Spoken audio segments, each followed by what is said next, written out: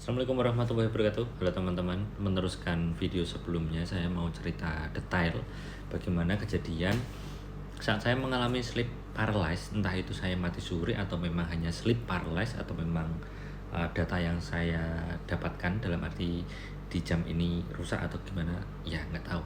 Tapi kita coba ambil sisi positifnya. Begini, pertama itu waktu jam istirahat kerja saya itu kan tidur. Nah, eh, bukan tidur, justru malah ketiduran. Nah, teman saya itu ada di depan saya. Saat itu saya tidak tahu kenapa tiba-tiba itu saya itu sudah merasa bangun dan mengajak teman saya untuk ke belakang ambil minum. Nah, di situ saya itu merasa sangat haus sekali. Tapi teman saya itu menolak. Kok menjengkelkan gitu loh. Tidak tahu kenapa saya merasa jengkel.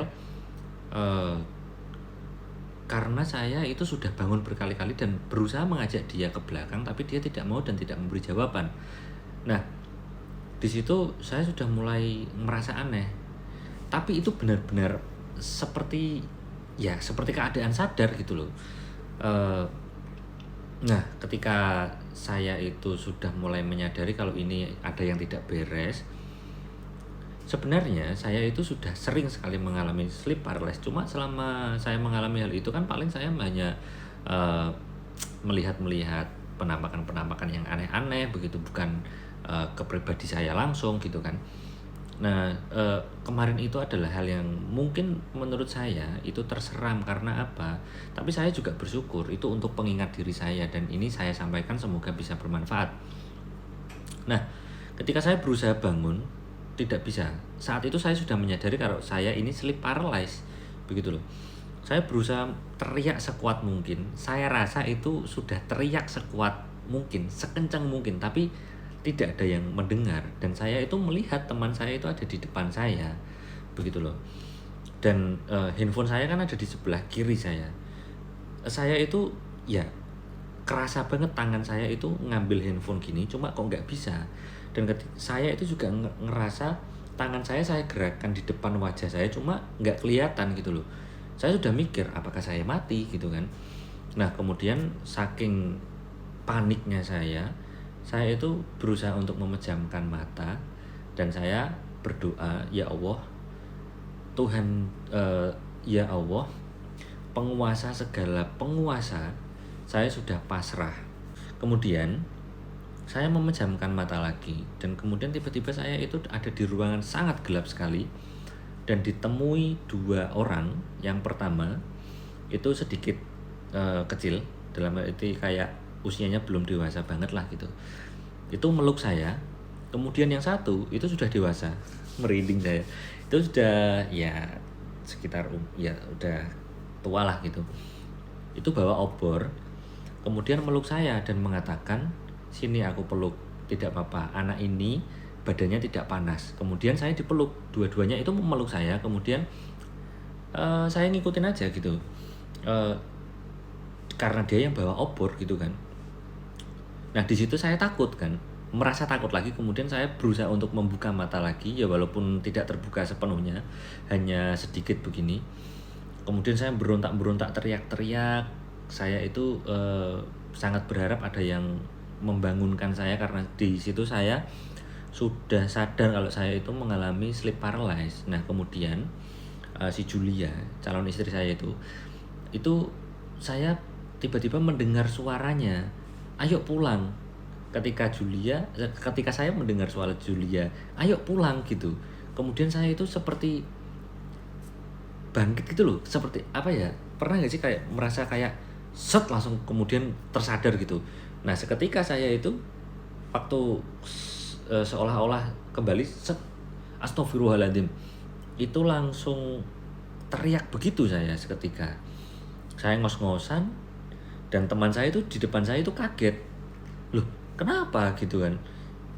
Kemudian saya menceritakan kalau saya mengalami sleep paralysis gitu. Nah, jadi tapi setelah saya sadar ya, saya berusaha untuk sadar dari sleep paralysis itu. Saya benar-benar mohon, teriak-teriak, meminta kesempatan sama Allah gitu kan. Saat itu waktu keadaan itu saya benar-benar ketakutan begitu loh. Nah, Itu tidak tahu kenapa ya, mungkin kemarin itu kan ada berita bundir ya. Dan mungkin saya kepikiran, memori saya merekam hal itu dan akhirnya mm, saya waktu sleep paralysis yang ditampilkan otak saya adalah hal-hal seperti itu. Nah, sleep paralysis itu kan sebenarnya bisa dijelaskan secara ilmiah, bisa juga dijelaskan secara mistis, ya sesuai keyakinan begitu. Tapi ya setelah kejadian itu saya juga bersyukur. Jadi sekarang saya bisa lebih bersyukur, lebih menghargai tentang hidup ini. Dan ya intinya kita, terutama untuk saya sendiri, berusaha untuk berbuat baik terus dan lebih baik terus. Mungkin saya masih banyak salah selama ini, diingatkan dengan cara itu saya ambil positifnya saja, bukan menentang itu mah cuma mimpi dan segala macam, itu hanya kejadian ada di tubuh manusia, bukan begitu. Saya ambilnya ya, semoga teman-teman juga bisa mengambil sisi positifnya dari cerita saya ini. Yang masih suka minum-minuman, melakukan kejahatan, maksiat dan segalanya, ya kalau bisa perlahan ditinggalkan. Kita memang tidak tahu umur kita itu sampai kapan kan. Jadi ya semoga bermanfaat saja cerita saya. Serius, ngeri sekali. Kalau misalkan teman-teman mengalami apa yang saya alami, saya rasa teman-teman juga akan merasa ketakutan dan mungkin bisa tobat ya kalau misalkan teman-teman itu yang masih suka maksiat. Nah, dan yang membuat saya takut, bukan takut, ya takut lah, karena saya rasa juga saya belum siap, masih banyak hal yang harus saya perbaiki. Saya itu kan pakai jam ini, smartwatch Garmin ini kan. Itu ketika kejadian itu hari Rabu, saya cek, ketika saya mengalami sleep paralysis itu, tingkat stres saya itu tinggi sekali dan detak jantung saya juga meningkat. Nah, beberapa detik detak jantung saya tidak terdeteksi oleh jam ini. Tidak tahu karena jam ini yang tidak normal atau gimana, saya juga nggak tahu.